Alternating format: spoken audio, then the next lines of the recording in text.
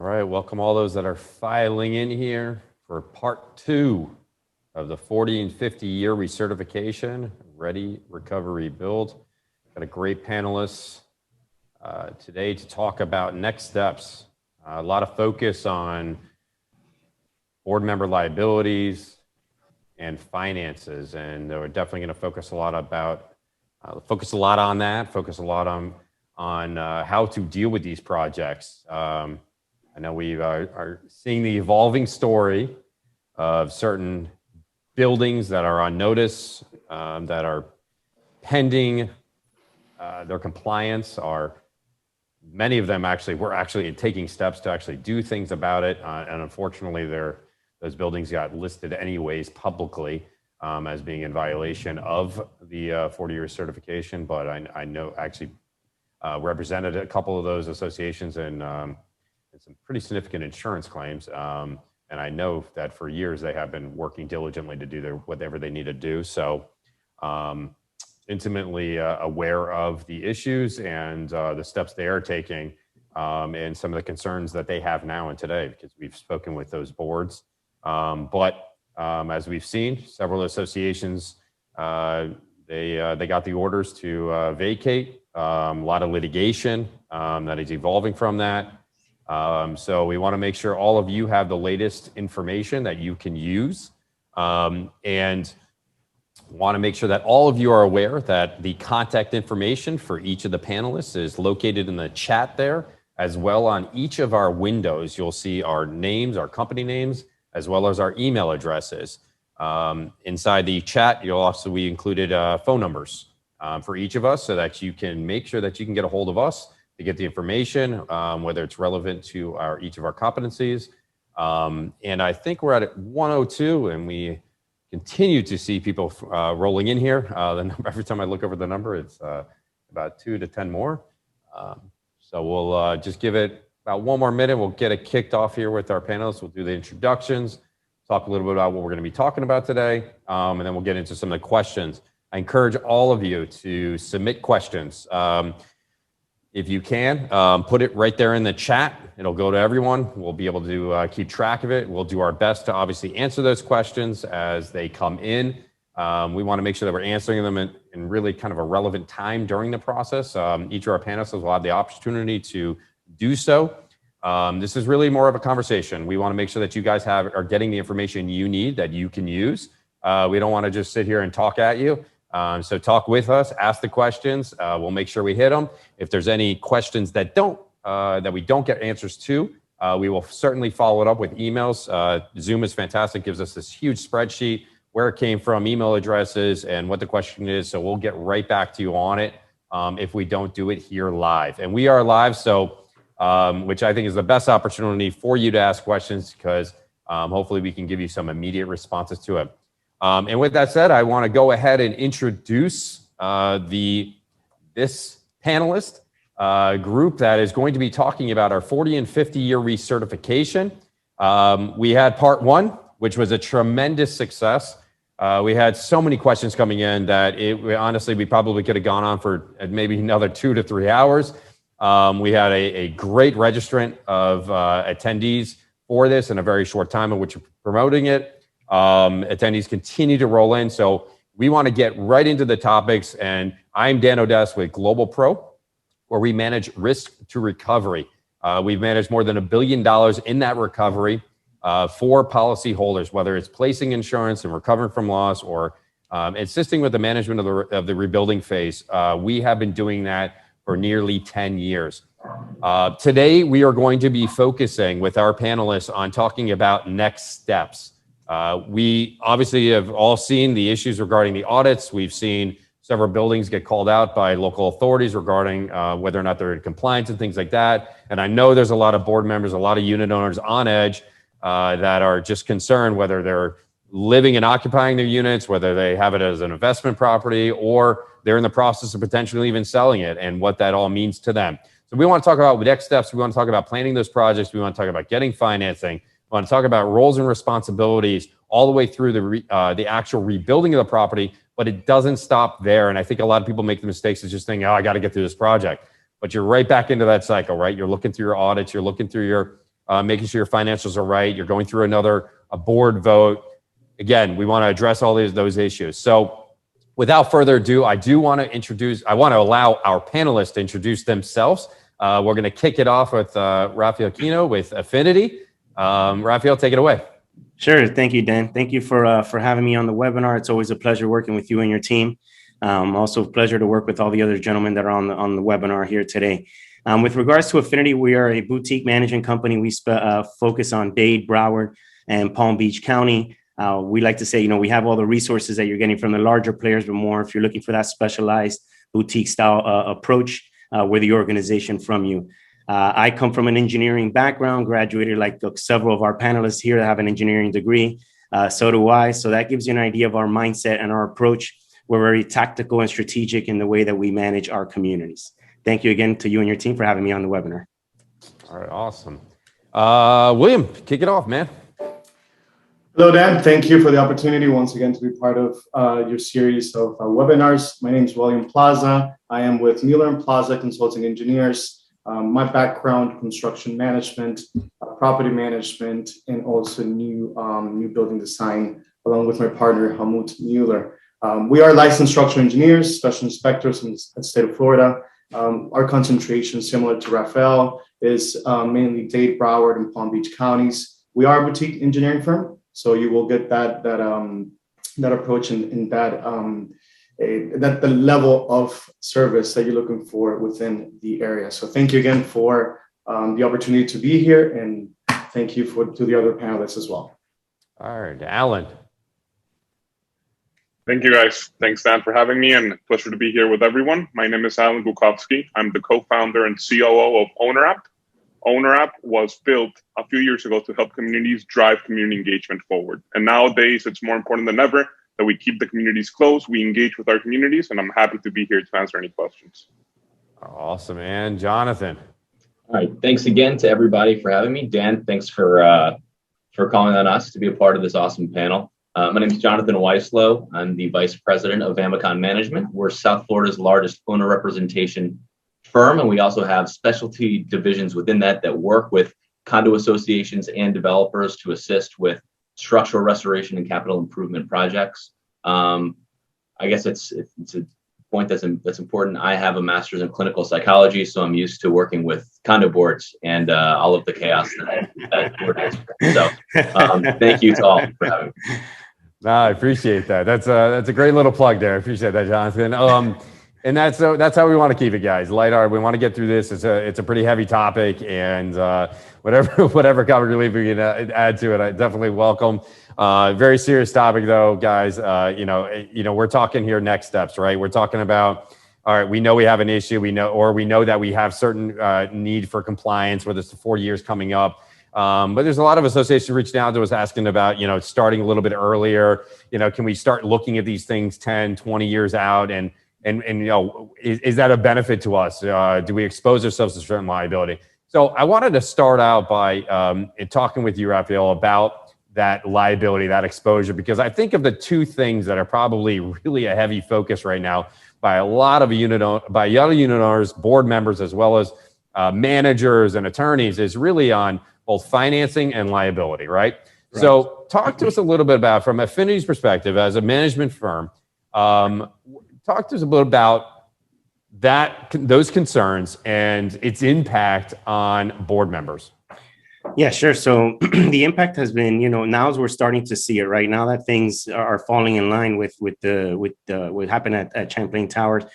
And we're starting to see certain board members that are on edge, wondering if it's worth even sitting on the board to serve their residents. And the reality is that if there's ever a time to sit on the board, it really is now, because as a board, you have the ability to have access to all the information and have a true understanding of what's going on. Not that the residents don't, but you have the ability to really lead your community into the direction that it needs to go.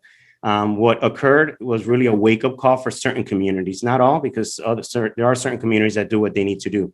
But for those that have either kicked the can down the road, have we said multiple times, now's the time where the reality hits and you need to take the steps that are necessary to correct what you need to correct within your association. But more importantly, you have to work with partners such as a panelist that we have here today that know and know how to get you out of these situations. Because sometimes, when you're dealing with the lack of maintenance in your community for X amount of years, and you just got onto this board and you realize like, wow, there's a lot going on. Again, if you have the right partners working with you, you can get through these situations. Trying to just come off the board and let someone else deal with it, unless you're selling your unit, what are you really going to get out of it? If your concern is liability, then just work with your insurance agents. Again, reach out to your partners, express what your concerns are, and understand what are the solutions are there solutions to the concerns that you have. In most cases, they are. If your concern is liability, you may want to get an umbrella policy. You may want to up your liability charges. So whatever your concern is, just reach out to the partners or the experts in our industry that specialize, and they're going to be able to provide you with some guidance, or at least let you know, here are the pros and cons. And that way, as a leader and as a business individual, because basically you're managing a business, you can make a more educated decision on what's right for you as an individual, if that's your concern as a board member. We've had a couple calls, and once we give, this talk with our clients, they come off the edge and they say, you know what, you're right. Let's get in front of this. Let's do what we need to do to correct whatever concerns that particular property has.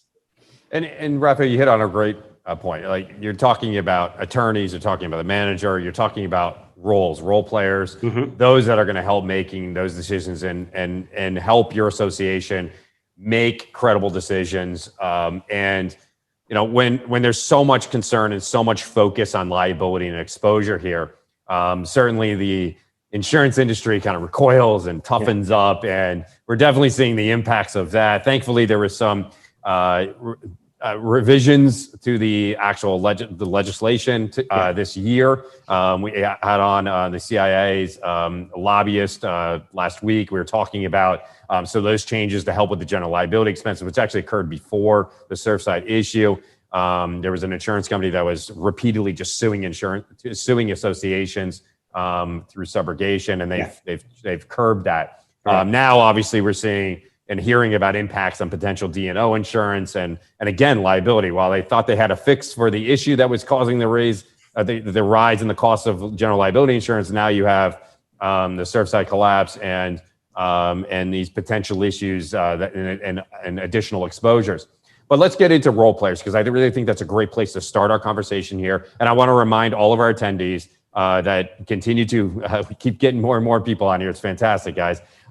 If you do have questions, hit the Q&A button, put it there. We'll be able to track those that got answered to, and also, and again, all that information gets put onto a spreadsheet. And if we don't get your question, we'll make sure we follow up with you. If you put it into the chat, we can't track it there. It's not as easy, it's not as fluid as if it's in the Q&A. So encourage you to do that. Also, if you do look into the chat, you'll see all of our contact information there. So at the end of the show, if you have additional follow-up questions or would like to engage any of our services, you have all of our phone numbers, email addresses, names, and companies that we're related to. So just wanted to say that because we've had quite a few more people join since I last said it. But let's move in. Let's talk about role players. Let's talk about those roles. I want to start out high level. And so I want to talk, William, first off, let's talk about the engineer. Let's talk about their role in this 40, 50-year process. And again, we're talking next steps, right? We're beyond the audit, the recent audit that they're requiring of us. We're looking into this 40-year, 50-year projects. We may have already had some sort of assessment, or we have some reserves. We're ready to spend some money. Who are we hiring? What is the role of the engineer? And what should the board or the association expect of that engineer? Thank you, Dan. So at this time, association is ready to take the next step, right? So they have the funds, they're ready to move forward. They possibly have an assessment from either a third-party inspector or possibly even an engineering company. This is the time to sit down, really look at what the condition of the building, the previous projects that have been completed in the last 5 to 10 years, and assess what funds are available to move forward and prioritize these items, right? Now, can the board make the decision on their own? Absolutely not. The recommendation is always to seek professional help, right? Either hire an owner's rep, hire an engineer, also to work together, to take a look at what's going on, take a look at the reports, and naturally perform the property condition assessment. That's recertification inspection. Now, the recertification inspection somewhat, and naturally this will change in light of the tragedy of Champlain Towers. It is, I don't want to use the term basic, but it is not as detailed as it should be. That's my opinion as a professional. I believe that there are many things that should be considered as part of that inspection. And I'm sure we will be seeing a lot more of that coming soon. Now, so boards are ready, funds are earmarked. You need to, number one, seek professional help, get together with an engineer, ask all the questions, find out what are the critical components of your building based on the previous observations or a new observation. What needs to happen immediately, right? Imminent hazards, issues of that sort that need to be addressed. In other projects that can be addressed down the road, certainly that are not of concern immediately, right? So the structural inspection takes into consideration columns, beams, delaminating concrete, delaminating stucco, post-tension cables that may be visible that are damaged. Things, what we can see as engineers, what we can see by conducting a site visit, right? Now, as far as destructive testing, 40, 50 year does not require for any destructive testing, which is what we recommend, right? So sit down with an engineer, ask all the questions. Have you done any type of restoration in the last 5 years? 7 to 10 years. If the answer is no, our recommendation is conduct destructive testing. You should not just base your critical path based on a visual. Number one. Number two, if you have reserves and you've diligently been using those reserves towards capital projects, that's always a good sign. If not, that's a red flag. Again, take a look at the condition of the building and move forward with an engineer telling you what the next steps are as far as design and what to treat as urgent matters. Now, what we've had, we represent over 40 clients in the immediate area and in the Dade County area. And we've seen a lot of last minute, oh, what do we do? We knew about this, but what does it look like now? Well, if you received a report 5 years ago, that report more than likely it's obsolete at this point, right? So based on many factors, weather, exposure to the elements, corrosion, the corrosion process. South Florida, Miami specifically, is the worst place for corrosion, right? We all know that, we're all familiar with it. And that's really what we instill into our clients is be familiar with the corrosion process, how fast it takes for a metal to corrode. And that should be your answer of how fast you need to address issues within your building. Yeah, so your engineers are just really getting into the woods, or getting into the details of specifics and the issues. And obviously, as William is recommending, a number of different inspections. Jonathan, I want to talk to you a little bit about owner's rep, because it just seems, a lot of people think that, I need an owner's rep if I'm doing a major capital improvement project. What role can an owner's rep play in this process of doing a 40 or 50 years recertification? Yeah, I mean, look, I think now probably more than ever, there's been more of a call to action. And you hit on it with increased liability or perceived liability by board members. There's more of a call to action just to get information, right? So now you have people asking, in this conversation is even titled 40, 50 year recertifications, but that's one component of it, right? So people just know that they need to get it and they don't really know what they need to do with it. And I think it's really important that in all of these discussions, everybody remains strategic and comprehensive. Right. So William just nailed it. He said, look, 40 or 50 year recertification is just a part of the puzzle. It's more of a simpler assessment to satisfy certain requirements.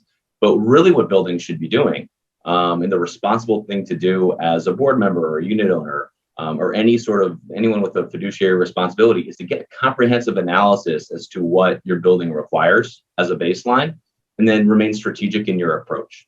Typically, we'll see, let's go and get a 40-year inspection, and they get it, and then you have a myriad of other issues that aren't addressed in that report, and then retroactively they're going back and getting that information. It's super important that any sort of property condition assessment is comprehensive, and then the 40 and 50 year requirements are bifurcated. And then if there's any sort of capital improvement project or something that the association or the building's been delaying or holding off on, maybe this is an opportunity to tackle it at the same time. But you may decide after analyzing it, maybe it's not. Right. But I don't think that this immediate call to action in light of what happened at Champlain should deter people from remaining strategic and looking at things comprehensively and bringing on the right consultants to give you real information. there's a concern, like you said, with people not wanting to be on boards because they're perceived to be in the hot seat and there's more responsibility put on them, and they may not feel like they're experts enough. Well, the good news is they have a responsibility to hire experts who can insulate them from that responsibility, right? And they all need to work together and be extremely collaborative and make recommendations to the board so that they can make decisions. Yeah, and I think a lot of people don't even realize too that within their actual bylaws, it may actually require them to hire an owner rep or an engineer too. So look close at that, because I see that sometimes a tendency, because it's a 40-year recertification, they think they're only planning for that. They're not taking into consideration the total value of whatever it may be doing. And I think what you're hearing here is just like a proactive approach rather than a reactive approach, and how the 40-year, 50-year is just a milestone. But really, when you're getting there, you should be addressing ancillary items, not really this massive project that's going to set your association far back. Had you been keeping up on it, setting, as William had spoke about, understand the corrosion process, that it's not something that happens only in 40 years. It could happen in a year. It could happen in 5 years. Depends on what what your building's made out of, the different elements, whether it's different types of aluminum or steel or concrete, and how the things are actually attached together. Could be, could accelerate the corrosion of those certain areas and the eventual failure of them. And then what are you going to do with it? But Alan, I want to bring you in the discussion too, because I think technology, is particularly obviously the pandemic. We're still in the midst of, coming out of it. I know a lot of regulations have been pulled back on it, but technology is a major role player here in helping expedite, make decisions. And I know we've had you on the recovery report a few times with your organization to talk specifically about what it's doing, but talk to us a little bit about how technology is impacting this process and the role it's playing. Absolutely. So I think the most important thing here to realize is that it's not really a board project. It's a community project. And we want to make sure that the board is communicating effectively with the community. And that's a two-way communication. So we've seen things, coming back to technology, we've seen things that owners and residents are doing that are not really driving the community's interest forward. They're going into social media outlets and posting things, whereas they could actually be working on behalf of the community and generating service requests that can later be followed up by management, for example. The boards themselves struggle to be able to communicate effectively. So many times, owners and residents are finding out about these projects when they're already starting. They feel they were never part of the decision-making process. They were never part of that conversation. I believe in order to be successful at this, we need to provide them with the right tools, the boards, to be able to communicate effectively.